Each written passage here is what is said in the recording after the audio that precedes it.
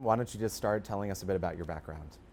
Um, I am a person who focuses on philosophical and psychoanalytical work, largely speaking. I'm also an artist because how else do you pass the time? Um, Beyond that, I don't know. I'm a human. From Grand Rapids. Yeah, yeah. And where do you work? I work at Founders currently. Yeah. Okay, and you were born in Grand Rapids. Do you live in Grand Yeah, Rapids now? absolutely. Okay, Yeah. gotcha. Why are you running for mayor? Well, one, everything is terrible all the time. And I do think that with my disinterest in personal gains, I will be able to, in a way, help people more from like a grounded point of view. Also, because I found out at one point that I have many ancestors who were also mayors. Oh, really? So it's like like a genetic thing. I only found that out 2 years ago, but Mayor is where? mayors in Galway, Ireland. Okay. And then I have one great uncle that was mayor in Traverse City, I think. So it runs in the family. Apparently. But I've been talking about it to my friends for about 6 years now, seriously. About 8 years total, just making jokes. But yeah, about 6 years of me being like, this is what I'm working on and working towards, yeah, everybody, huh? Well, you were saying, a lot of things are wrong right now. I mean, there's a lot of issues: housing, crime, homelessness. What's your biggest priority if elected? Well, frankly, homelessness and food. But we have so much resources, so many resources, and that we act like there's a scarcity, and then allow our brothers and sisters to literally starve on the streets, melt to death, is abhorrent to me.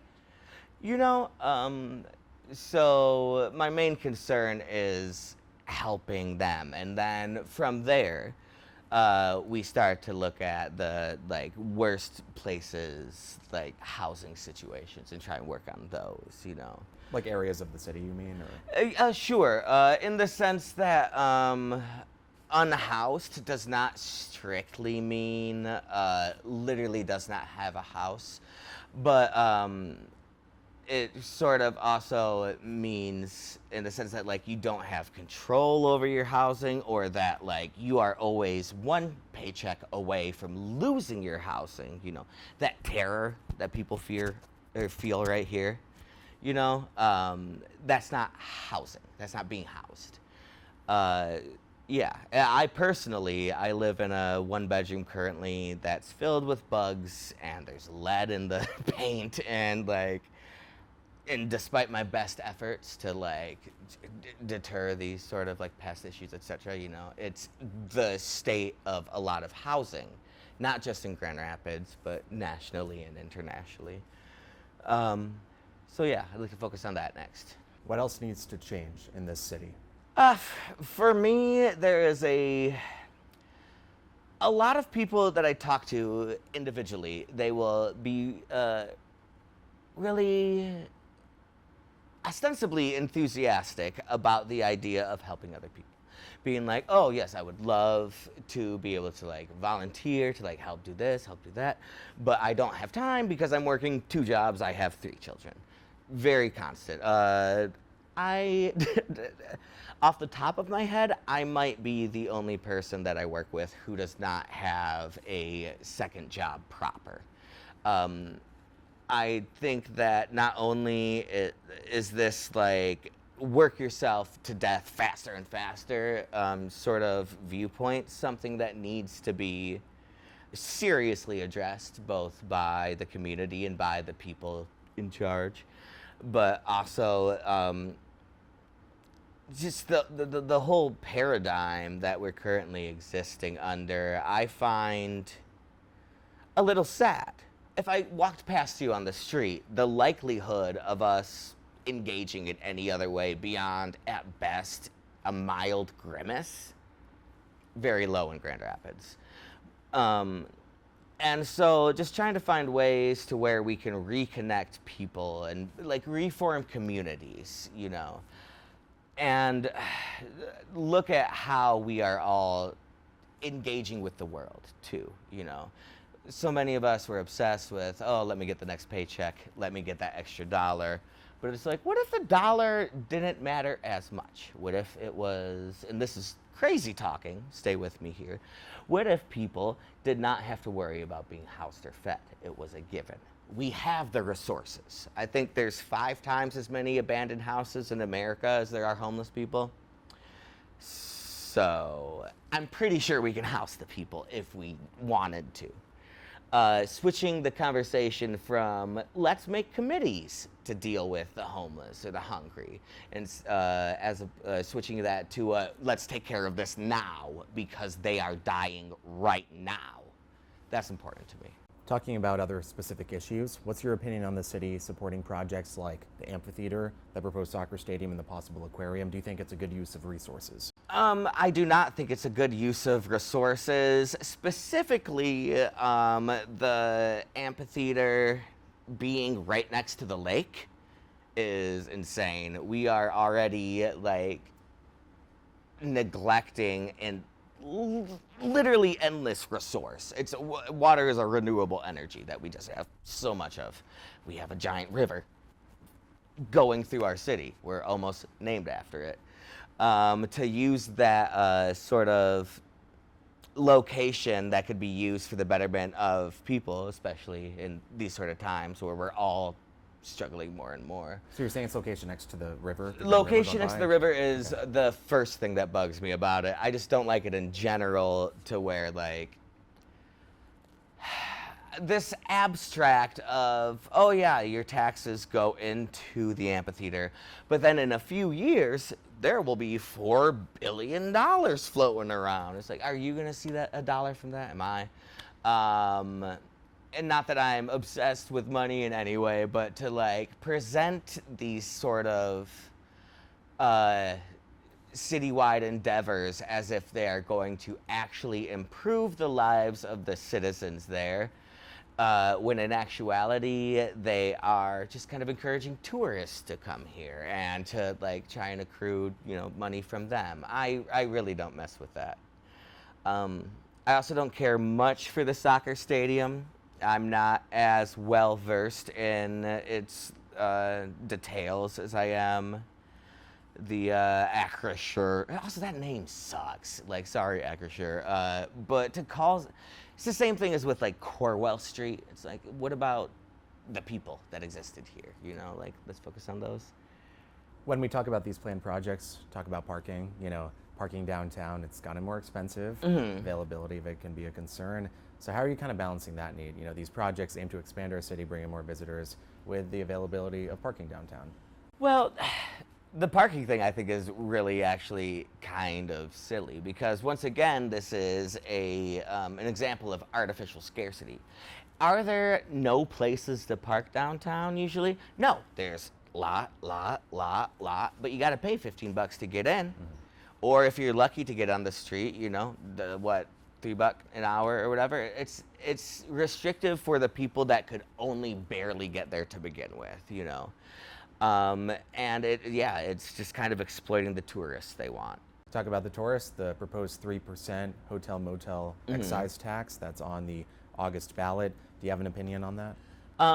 From what I understand, Amsterdam instituted a policy relatively similar that they seem to have actually had a fair amount of success with. If the idea for this tax is so that we can kind of get extra money to help the people here now, and, you know, kind of just like have people hold back just for a second, I am pro the policy. If the policy is being used strictly just to pull more money from people, then it's like, what's the point? Talk about crime. Sure. You know, how do you hope to reduce crime and violence in our community, especially involving young people? Well, this goes back to the whole psychoanalytic obsession of mine, where the majority of people I talk to, if you talk to them for longer than 2 minutes, eventually they'll just say something where they're like, yeah, I'm really stressed out about this thing, and I'm this close to losing it. Consistently, I find this. And people, what are the root causes of crime? You know, poverty, trauma. You're either reenacting something that occurred upon you that like ruined your psyche in a sense, or you are trying to get money to live. You know, if we made it so that people were inherently able to live, then the crime rate itself would just fall naturally. I think also working on, again, focusing on recalibrating people's psyches so that they emphasize community, etc. I think this will all have, if not an immediate effect, a gradual but significant effect. Grand Rapids Police Department has talked about officer Sorry, shortages. I didn't hear the question. What about them? The Grand Rapids Police Department, the Sure. police chief, has talked about officer shortages in his department, and they want to bring more people through their doors. Mm-hmm. Do you believe the police department needs more funding or less funding? No.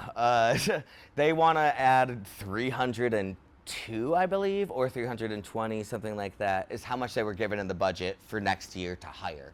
That many new police officers. Why? Why? What's going on in Grand Rapids that is so devastating? I think encouraging the police and their behaviors that they've been perpetrating for so long now is wild. I don't believe in police-community relations. I think they have some serious work to do. I believe, I could be wrong, and I have to go back and check, but I think he wanted to get up to 320 officers to go from 306 to 320. Oh, okay. I believe so, but I have to check. Thank I remember God, talking to him because a that long was time. terrifying otherwise. Yes, but still, it's really, I don't think, necessary.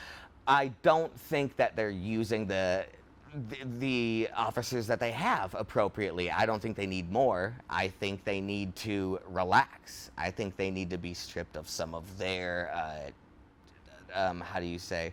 I don't like they have guns. In a good portion of the community, there's a lot of pain when it comes to the police department. We saw it after George Floyd's death, Patrick Lyoya's death. Mm-hmm. So the question is, how would you hope to bridge that divide between part of the community and the police department?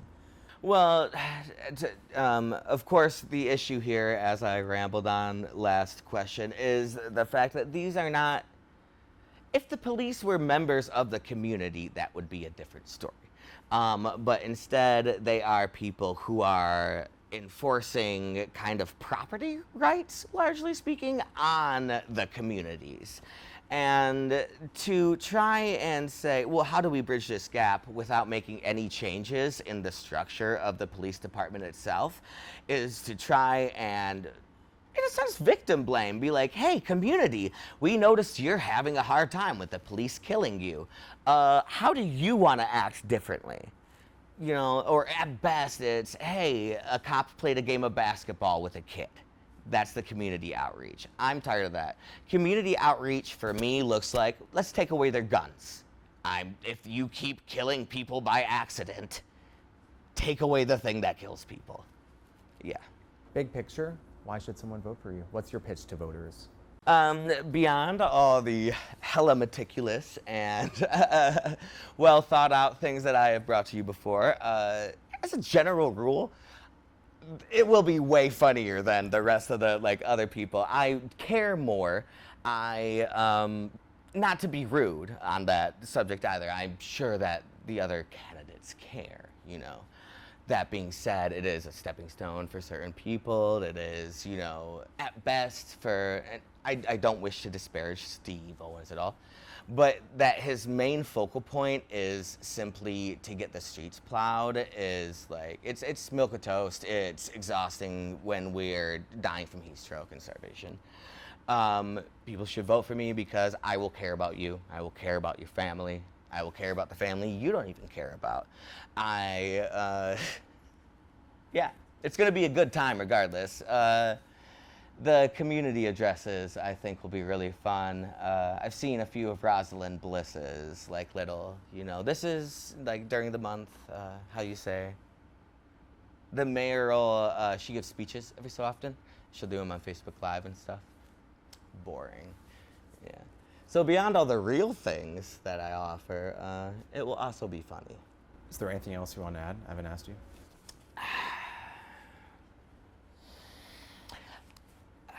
I am not what's important here in this election insofar as I am not trying to get me elected. I am trying to get the people in a place where a voice for the people is at least a little bit louder than it usually would. Like many people my age, I am completely disenfranchised with voting. I have yet to see a single good act come from my insistence on voting. That being said, this might be the only time where it actually matters.